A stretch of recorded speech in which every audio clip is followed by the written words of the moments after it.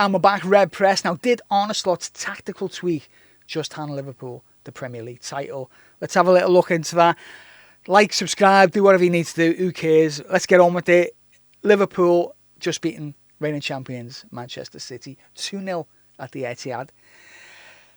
And Arne Slot persisted with his little change of formation that we saw in midweek against Aston Villa. Now, after that game, I did a little video kind of questioning, was Arne Slot panicking a little bit? Did he mean to kind of do that specific formation? Is he throwing ideas at a wall and seeing what sticks after Liverpool had a little kind of tricky period over the past month? And I've got to say, obviously, it's a bit of a genius stroke from Arne Slot. Now, what I've got here is a picture of when Liverpool faced Manchester City back in December at Anfield. Liverpool won 2-0 then as well. Mo Salah heavily involved then again, but Liverpool lined up differently. Liverpool lined up in a kind of rough 4-3-3 with Gravenberch as a single pivot. We had Joe Gomez in there, Gakpo out wide there. We had Luis Diaz as a centre forward. That kind of strange experiment which didn't quite work. It was promising at times, lots of energy from Diaz, but he hasn't quite got that centre forward's instinct for running beyond, I don't think anyway. That's how Liverpool lined up then. Liverpool won 2-0. The lineup not that dissimilar at the weekend there. Diaz was again there, but he was out wide. We had Gakpo wasn't in. We had Curtis Jones there in midfield, Szoboszlai in midfield, Salah out wide. And of course we had Joe Gomez wasn't in there, and your man Konate was. Brilliant again yesterday, Konate. So Liverpool switched to this formation. Basically a 4-4-2 with a box midfield. If you don't know what a box is, it's one of them. There you go. Box midfield and two split strikers. So you haven't got your two men up front.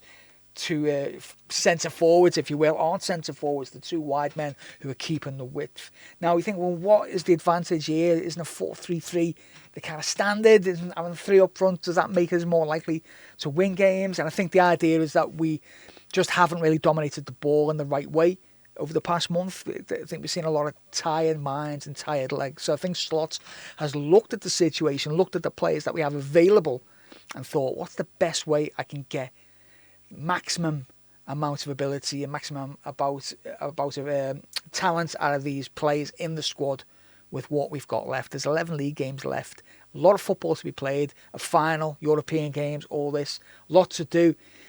This kind of chopping and changing, some of the players kind of works, the rotation has kind of worked there, but those three in midfield have looked tired over the past few weeks, notably Gravenberch really. Szoboszlai kind of done all right actually, but Gravenberch has really struggled to have the influence that he had earlier this season. Teams are kind of figuring it out a little bit that they need to screen in front of him and block passes to him, and they've done that, and he hasn't quite had the legs to go that extra yard because he's played so much football. So what Slot's done there, he's threw McAllister in there as a double pivot, which of course we've seen somewhat anyway, but he's got Jones and Szoboszlai in there kind of sitting right in front of him. It just means that Liverpool are more well equipped to control this part of the park. There's more passing options. Liverpool can rest in possession a little bit more. Not as many kind of risky passes. They don't have to go long and sprint as much. They're trying to control the game. We know Arne Slot loves control, and that's why he's gone for these four players in midfield. Also, one of the big benefits is, as we saw yesterday, Manchester City were targeting that area in particular, and also that area. Two fullbacks. They wanted to get one-on-one, isolate those players and get at them. And you could look at the game in isolation and say, they did it, that worked. You know, Doku was brilliant there, isolated Trent. Trent, had no real answer for it. Trent struggled against him, all this kind of stuff. And definitely Doku had the upper hand, but, Trent's not the only fullback who Doku skinned this season. He's probably the best dribbler ever football in Europe. He's fantastic at that. But at the same time, you're thinking, well, what did he really do, Doku? What did he do of note? Dribbled past Trent a few times, dribbled past Konate and Gravenberch and Endo as well, a little bit as well. So it wasn't just Trent.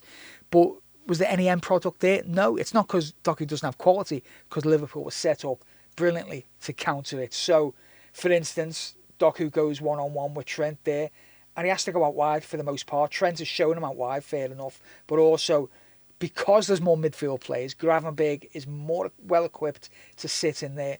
And so when Doku does come inside, there's nothing really for him to do. He's had to recycle possession and City start again. Same with the other side. Later on in the game, Robertson was becoming isolated a little bit on the left there, but you got McAllister who can sit in there, and obviously Virgil van Dijk there.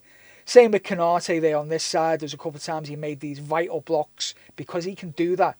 You know, if the ball does come into the box, Konate is more able to kind of hunt the ball, which we know that's his real strength, Konate. He's more able to do it because he knows Gravenberch can sit in there and stop that kind of, you know, whatever forward player, whether it's Doku or Foden or De Bruyne or whoever, Gravenberch can fill up that space there. And Liverpool were really, really good at sitting in there. Often it was a back five when they were not backs against the wall a bit later on, but City was certainly in the ascendancy for that period later on. But Liverpool never really looked too flustered. Obviously, with this formation as well, you've got that defensive stability. It's a lot more solid, but you've also got Curtis Jones and Szoboszlai, probably the two most energetic players over 90 minutes in the Liverpool side. Quite often they're the furthest forward. You know, Salah and Diaz might be doing work behind there, waiting for their moments, with Jones and Szoboszlai, or one or the other, kind of filling up a centre forward position. So there's no real centre forward in the team there. Often we'll see, from a pressing point of view, it turns into a 4-2-4. McAllister and Gravenberch obviously stay as a double pivot there, and the front four there go ahead and press and try and win the ball high up. So it's still sticking to some of those core beliefs and core kind of tenets of this side, which is about playing high and playing aggressive and trying to take the fate of the game into your own hands by pressing there.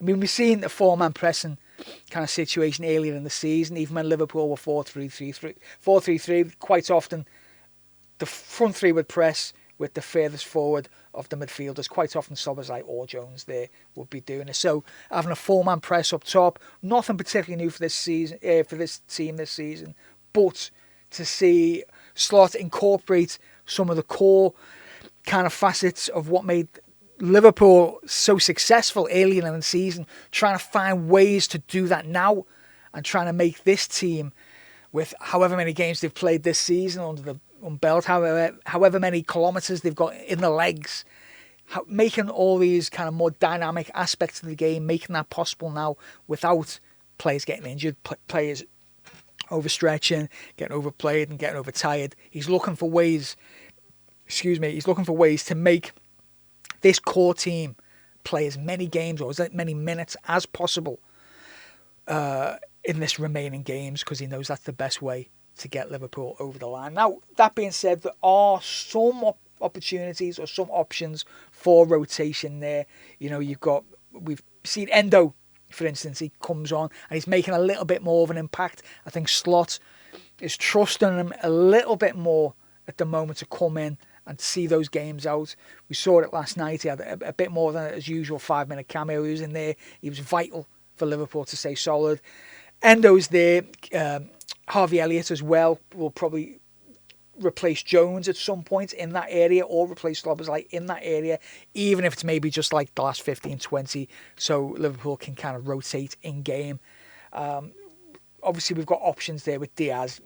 Gakpo can play that role. I think Gakpo can also actually play kind of this kind of midfield role as well. We've seen Gakpo play in midfield in the past. When it leaves Darwin Núñez probably on the bench, maybe as an impact sub.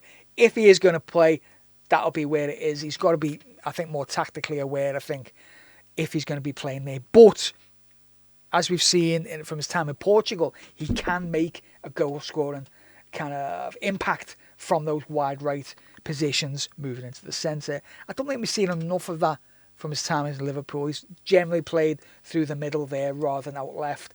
But I think if he's going to make an impact or going to get many more minutes this season, that's probably where he's going to do it from.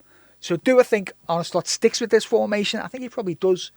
What happens as maybe we get towards the end of the season? We have different kind of opposition at Anfield. I think there's more options there, or if we're facing teams that want to sit in a low block, I think we might go back to having three up top. Maybe that's where Darwin Núñez can maybe find some redemption as well. There are some options there. I think it is vital that Van Dijk stays fit. It's obviously vital that Mo Salah stays fit. His contribution is unbelievable. He doesn't look like, what is he, 33 or whatever he is now? He just doesn't look like it. So he looks like he's a player who's an absolute physical and form peak. He's unbelievable. I don't think anyone really needs to say any more words about Mo Salah, because what else can you say? He's unreal. So Liverpool ebb that little bit closer to win the league. Now people are thinking, well, when can they do it? When is it mathematically impossible? When is it likely? All this kind of stuff. Don't think too many Liverpool fans will be getting too carried away at this stage. There's been a few too many times when we've slipped up. Probably not from this position, though. I think Liverpool should win the league and probably will win the league. But I think as long as Arne Slot and the experienced players around, I mean, you can see Virgil van Dijk kind of emanating that, really. As long as people keep their heads and do a professional job week in, week out, the league title will come to Anfield. When it'll happen, who knows? Will it be Chelsea? Will it be Arsenal? Who cares? I think we just want to get this one over the line. Barring anything crazy, it should happen, but I don't think anyone should be getting too carried away just yet. Just enjoy the ride of dominating a title race. Some fans are saying that Liverpool will be the worst champions of the past 25 years and all this kind of stuff.